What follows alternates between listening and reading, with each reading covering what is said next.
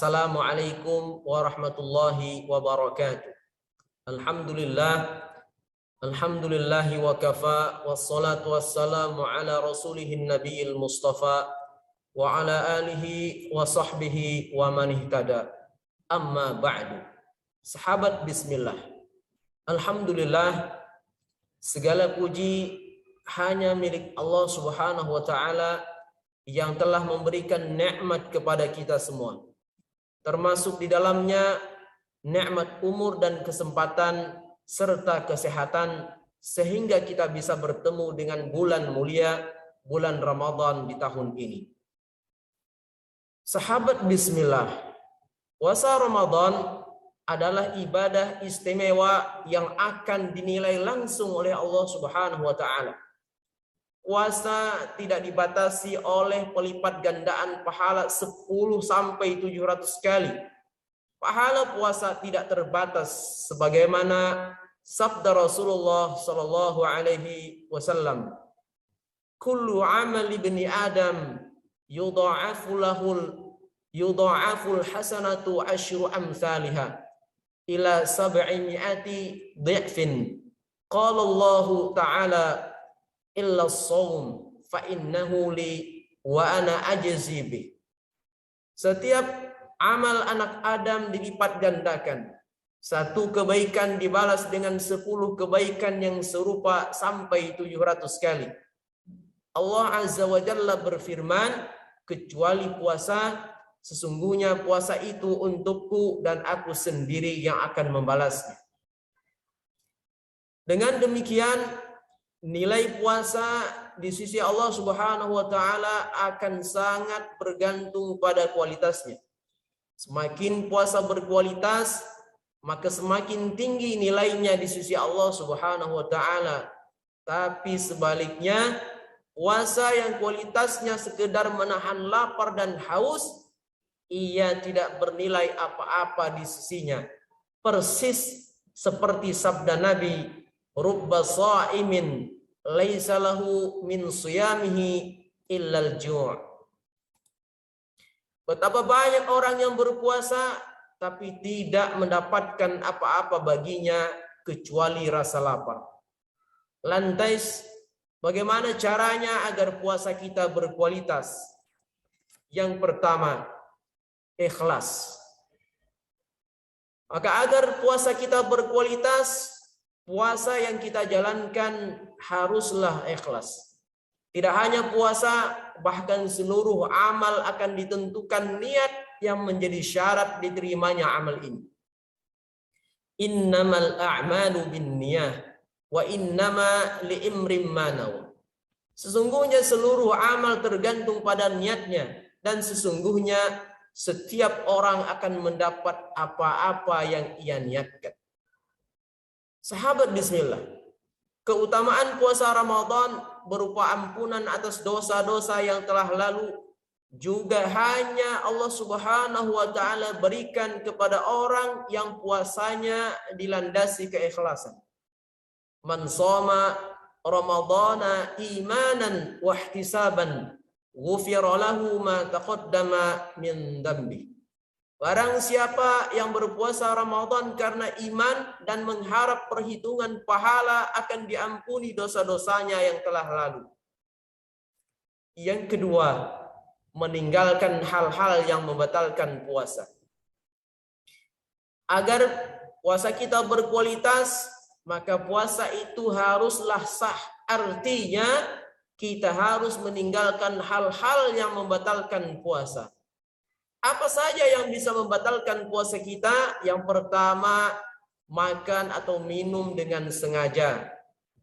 Jika seseorang makan dan minum dalam keadaan lupa, itu tidaklah membatalkan puasa. Man nasya wa huwa shaimun fa akala aw syariba falyutimma shaumahu fa innama at'amahu Allahu wa saqahu. Barang siapa yang lupa padahal ia berpuasa, lalu ia makan atau minum, hendaknya ia meneruskan puasanya karena ia diberi makan dan minum oleh Allah Subhanahu wa taala. Kemudian hal-hal yang membatalkan puasa yang kedua adalah muntah dengan sengaja. Man dara'ahul qai'u falaysa alaihi qada'un wa man istaqa'a amdan falyaqdi. Barang siapa didesak muntah, ia tidak wajib mengqadha, tetapi siapa yang menyengaja muntah, hendaklah ia mengqadha. Kemudian yang ketiga, hal yang membatalkan puasa adalah mengeluarkan sperma, baik karena mencium istrinya atau hal-hal lain di luar bersetubuh dan mimpi. Jika ia bersetubuh, ia terkena kafarat. Jika karena mimpi, maka tidak mempengaruhi puasanya. Kemudian yang keempat, meniatkan berbuka. Karena niat merupakan rukun puasa, maka niat berbuka berarti membatalkan puasanya. Adapun suntik, infus maupun operasi plastik tidak membatalkan puasa. Mengapa? Syekh Dr. Yusuf Qaradawi berpendapat bahwa suntik dan infus tidak membatalkan puasa. Namun, seorang yang disuntik atau diinfus karena sakit, ia tidak wajib berpuasa. Sahabat bismillah yang berbahagia, kemudian agar puasa kita berkualitas, yang ketiga adalah meninggalkan hal-hal yang membuat puasa kita sia-sia. Ikhlas serta meninggalkan hal-hal yang membatalkan puasa saja tidak cukup untuk membuat puasa kita berkualitas. Ada hal lain yang perlu kita lakukan, yaitu meninggalkan hal-hal yang membuat puasa kita menjadi sia-sia. Ingat sabda Rasul, rubba shaimin laisa lahu min shiyamihi illal ju'. Karena betapa banyak orang yang berpuasa tapi tidak mendapatkan apa-apa baginya kecuali rasa lapar. Bagaimana caranya meninggalkan hal-hal yang sia-sia? Yaitu dengan menjauhi hal-hal yang diharamkan oleh Allah Subhanahu wa taala. Di antaranya menjaga emosi kita agar tidak marah dan tidak berdusta, seperti sabda Rasulullah sallallahu alaihi wasallam, as-siyamu junnah fala yarfathu wala yajhal wa in imru'un qatalahu aw syatamahu falyaqul inni shaim. Puasa adalah perisai. Maka barang siapa sedang berpuasa, janganlah berkata keji dan mengumpat. Jika seseorang mencela atau mengajaknya bertengkar, hendaklah ia mengatakan, aku sedang berpuasa. Man lam yada' qaula az-zuri wal 'amala bihi falaysa lillahi hajah fi ay yada'a ta'amahu wa syarabahu.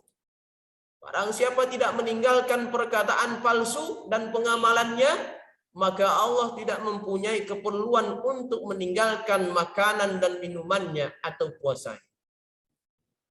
Yang keempat, agar puasa kita berkualitas adalah hendaknya kita meninggalkan hal-hal yang tidak ada manfaat.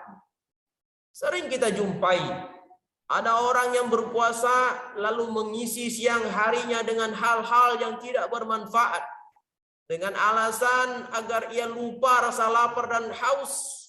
Selama puasa mereka seharian di depan TV, memperbanyak main game misalnya, dan sebagainya. Maka hal-hal seperti ini hendaknya kita tinggalkan agar puasa kita benar-benar berkualitas. Man hasana islamul mar'i tarkuhu ma la ya'ni. Di antara tanda sempurnanya Islam seseorang adalah meninggalkan hal-hal yang tidak bermanfaat. Sahabat bismillah yang berbahagia. Yang kelima, agar puasa kita berkualitas adanya adalah mempuasakan seluruh organ tubuh, pikiran dan hati kita. Inilah yang diistilahkan puasa khusus oleh Al-Imam Al-Ghazali dalam kitab Ihya Ulumuddin dan ditegaskan oleh Ibnu Qudamah dalam Mukhtasar Minhajul Qasidin. Pertama, Mempuasakan mata dengan menahannya dari pandangan kepada sesuatu yang tercela dan dibenci syariat serta melalaikan Allah Subhanahu wa taala. Pandangan itu adalah salah satu anak panah iblis yang berbisa. Barang siapa meninggalkannya karena takut kepada Allah, maka Allah Azza wa Jalla memberinya keimanan yang manisnya didapati dalam hatinya. Yang kedua, mempuasakan lidah dengan memeliharanya dari berbicara tanpa arah, dusta, menggunjing, mengumpat, berkata buruk, berkata kasar, permusuhan, menzalimi orang lain. Sebagaimana hadis di atas tadi, katakan inni shaim. Yang ketiga, mempuasakan telinga kita dari mendengarkan segala sesuatu yang haram dan makruh. Karena segala sesuatu yang haram diucapkan adalah haram pula untuk didengarkan. Samma'una lil kadhibi akaluna lis-suht. Mereka itu adalah orang-orang yang suka mendengar berita bohong, banyak memakan makanan haram. Yang keempat, mempuasakan tangan kita dari menzalimi orang lain atau mengambil sesuatu yang bukan haknya serta melakukan perbuatan yang dilarang syariat. Kemudian yang kelima, mempuasakan kaki dari berjalan ke arah yang diharamkan oleh Allah Subhanahu wa taala. Kemudian yang keenam, mempuasakan hati dari penyakit-penyakit ruhiyah seperti dengki, iri, marah, kecintaan kepada dunia dan sebagainya. La tabaghadu wa la tahasadu wa la tadabaru wa kunu ibadallahi ikhwana. Janganlah kamu saling membenci, saling memutus hubungan, saling mendengki dan saling bermusuhan. Jadilah kalian hamba-hamba Allah yang bersaudara. Kemudian yang ketujuh, menjaga pikiran dari membayangkan hal-hal yang disenangi syahwat tapi dibenci syariat, serta menjaga pikiran dari tipu daya dan pikiran destruktif lainnya. Sahabat bismillah yang berbahagia. Kemudian yang keenam, agar puasa kita berkualitas adanya adalah memperbanyak amal saleh selama bulan Ramadan ini. Di saat kita meninggalkan hal-hal yang haram dan tidak bermanfaat, maka pada saat yang sama hendaklah kita memperbanyak amal saleh saat berpuasa. Apa saja amal saleh yang bisa kita kerjakan? Yang pertama adalah memperbanyak tilawah Al-Quran, berzikir kepada Allah, salat sunnah, tafakkur, mengkaji ilmu-ilmu agama, memperbanyak infak dan lain sebagainya. Rasulullah Shallallahu Alaihi Wasallam dan para sahabatnya sangat mengerti tentang keutamaan Ramadan dan bagaimana memperbaiki kualitas puasa mereka.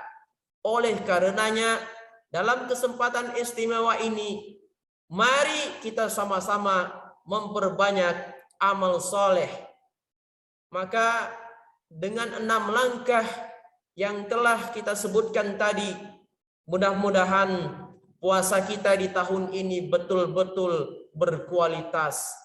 Dan semoga kita dimasukkan oleh Allah Subhanahu wa taala termasuk orang-orang yang dimudahkan Allah Subhanahu wa taala hingga akhirnya mencapai derajat takwa dan kelak dimasukkannya ke dalam surga Allah Subhanahu wa taala. Billahi taufiq wal hidayah. Wassalamualaikum warahmatullahi wabarakatuh.